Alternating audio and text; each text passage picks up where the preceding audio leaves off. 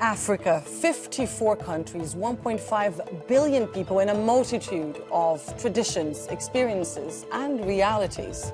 So why is mainstream media and our social media feeds at times populated by simplistic, even lazy stereotypes? And what is the true impact of these misrepresentations? I'm Anelise Borges, and this is The Stream.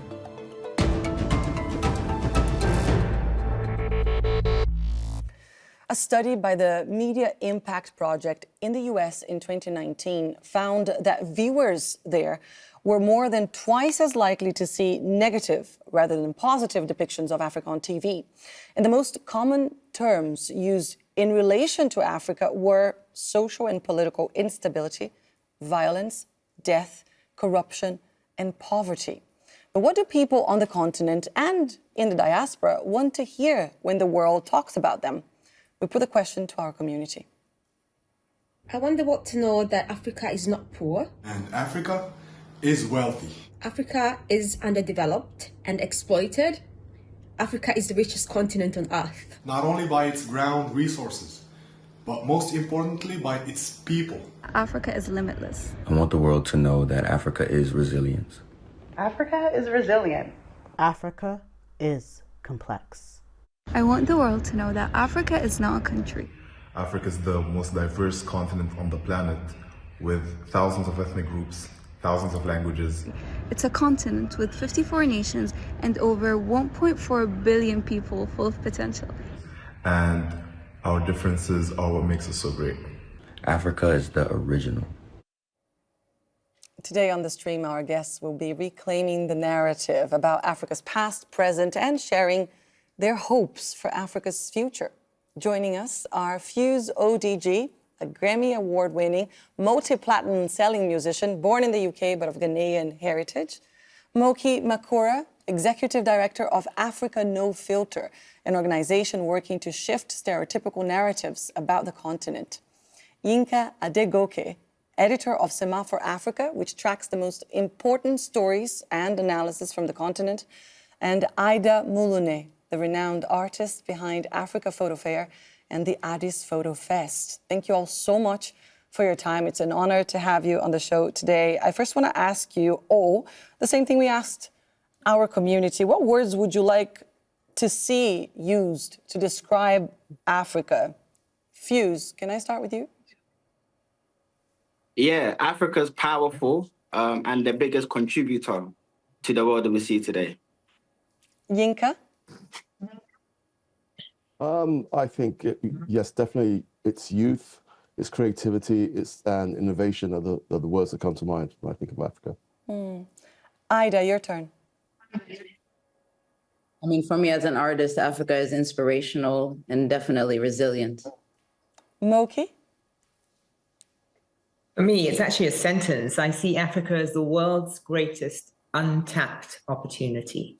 Wow, that's very inspirational.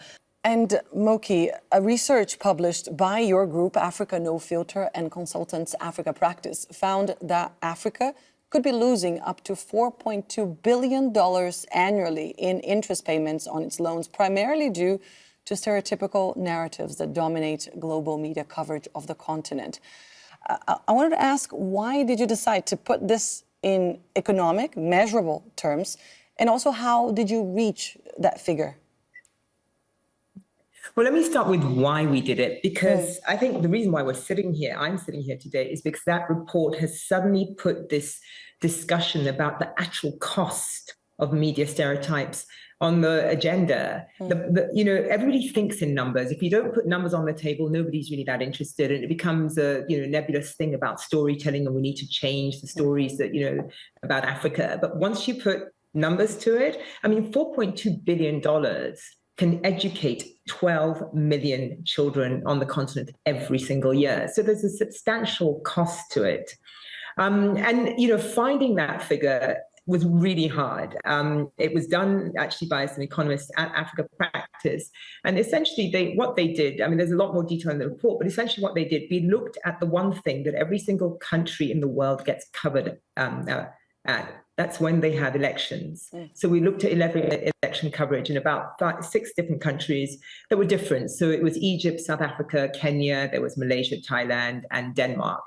And we looked at the coverage during the election period, and we found time and time again, and it's something we know, that coverage in Africa was just a lot worse. There's a lot more negative words used. It was like, election violence. It's just the usual things that you expect from the coverage. And, we found that. So we noted that. But what we also looked at was the cost of borrowing for African governments, the bond yields, the interest rates they pay. Certain countries like Egypt pay as much as 15%, and other countries like Denmark pays as little as less than 1%. And why?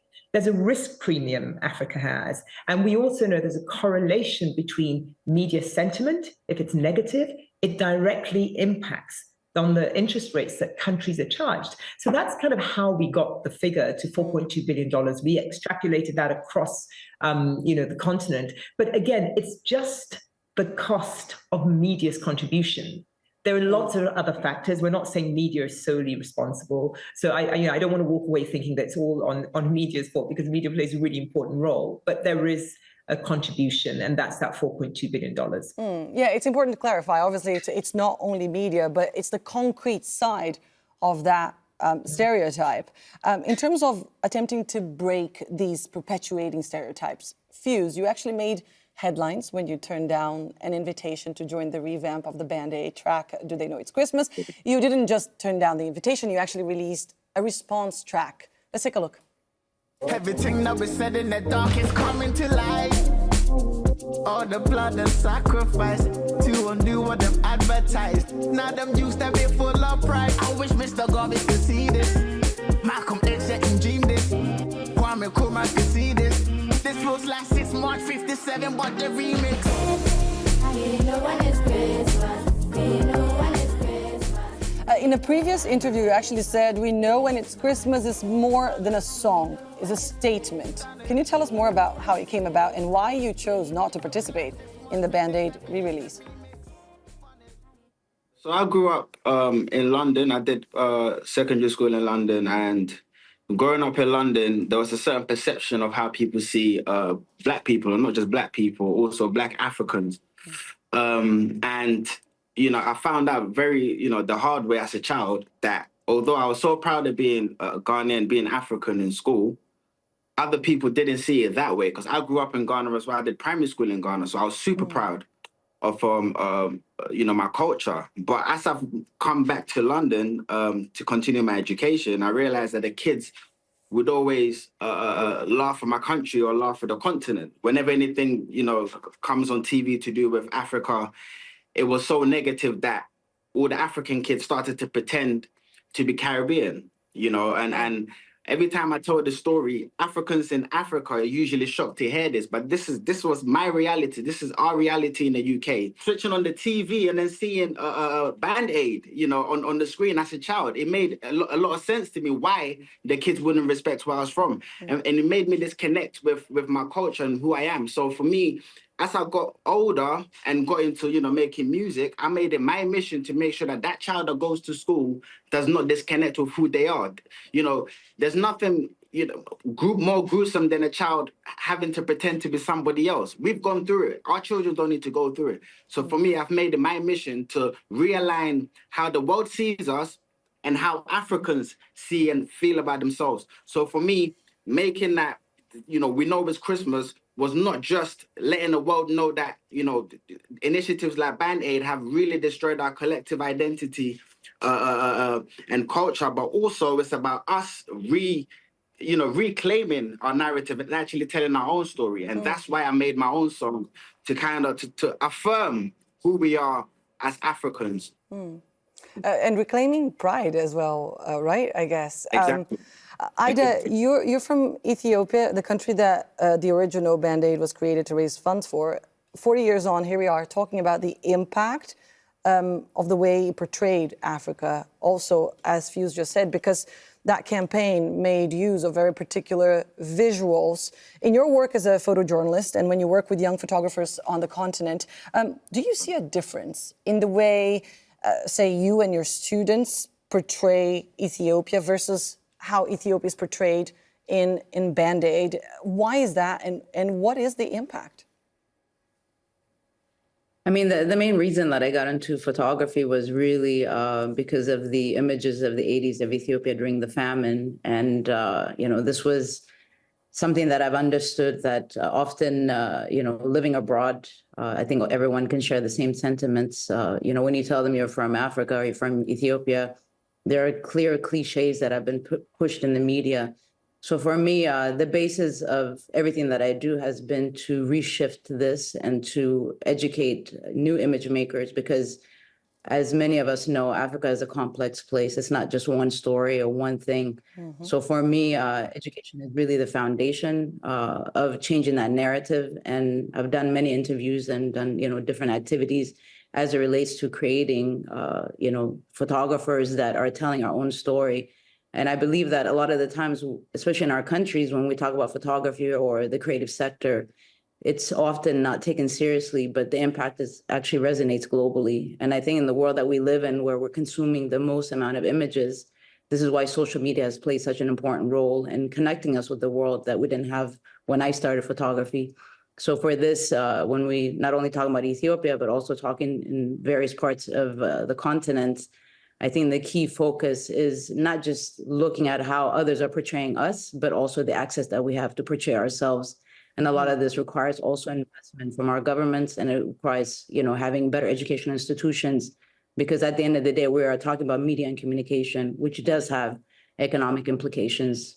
You touched on social media, and I'm going to ask you guys about it a little later in the show. But Yinka, staying with mainstream media, let's say that way, as an editor, you make news decisions every day. And you wrote about the fact that African newspapers and newsrooms often see Africa through the lens of international outlets and news. Why do you think that happens? And what are the implications? What is the impact? Thanks for having me. I mean, I think that the issue is the same across the board globally, which is that the media business everywhere is struggling to some extent. And obviously in the wealthier countries or countries that have sort of these global media giants, they're long established institutions who've built out networks of journalists and infrastructure across the world, particularly in the countries that they are most focused on, be it in the West and certain parts of the Middle East and certain other regions. And in Africa, there has not been that much invested. And what this means is that there are fewer stories told. And the fewer stories told about Africa means that the stories that end up getting to the front page of the biggest news organizations tend to be the ones about the latest dramatic crisis, the latest, conflict, or the latest disease, or what have you.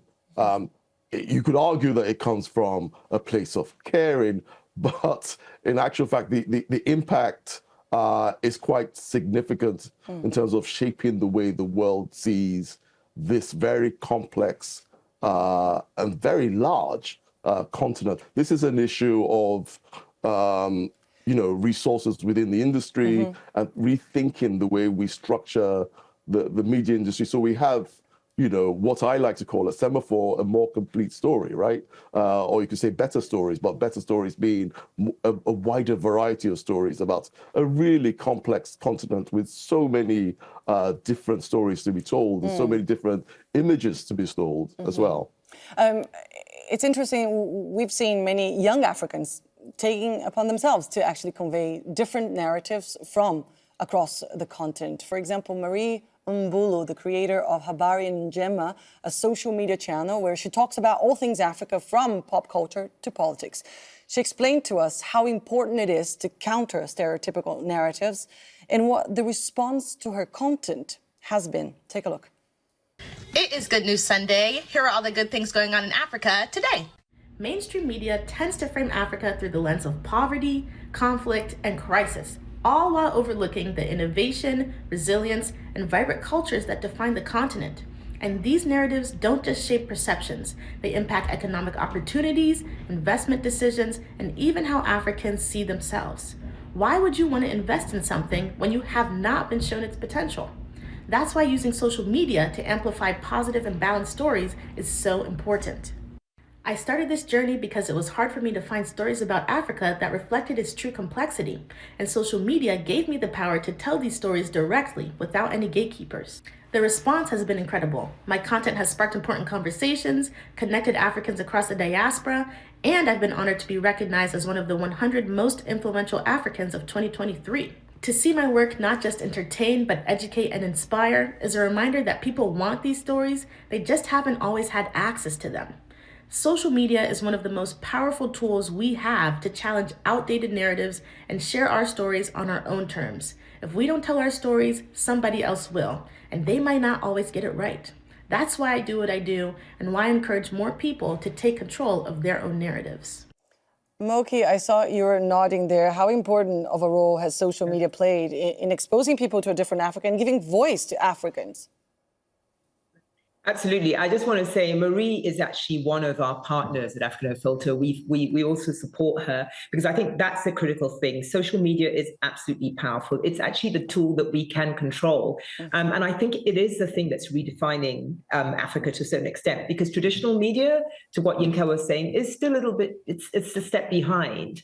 But social media is what we have right now, and it's democratic. Everybody has access to it. And there's a lot of content creators, a lot of people who are making content because they can. I think the creative sector is one of the biggest employers of young people because we are, not we, they, I forgot for a minute, they are young and that's the time when you do this. And so I think it's a fantastic opportunity. But I just want to say something about Marie. Marie has posts of over 8 million views. 8 million people, that is more than some of the largest traditional media outlets in the world.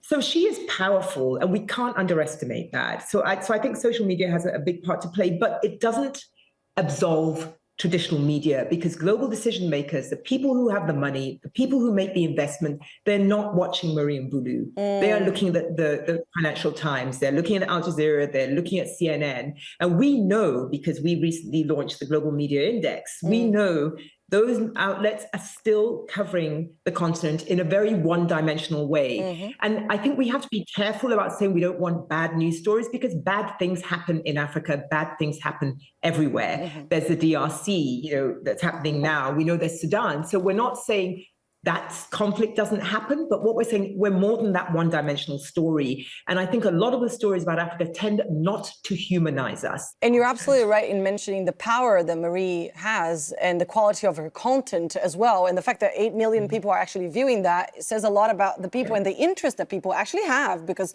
outlets sometimes say, well, people are not interested. Well, they actually are. Fuse, you have taken some very practical steps in terms of investing in the youth. I want to ask you about SONA, School of New Africa. Can you tell us more about this project and about why you decided that that was an important step? So SONA, School of New Africa, is an educational platform that teaches African history and languages. The idea of SONA is, again, for us to reclaim our narrative and tell our own story.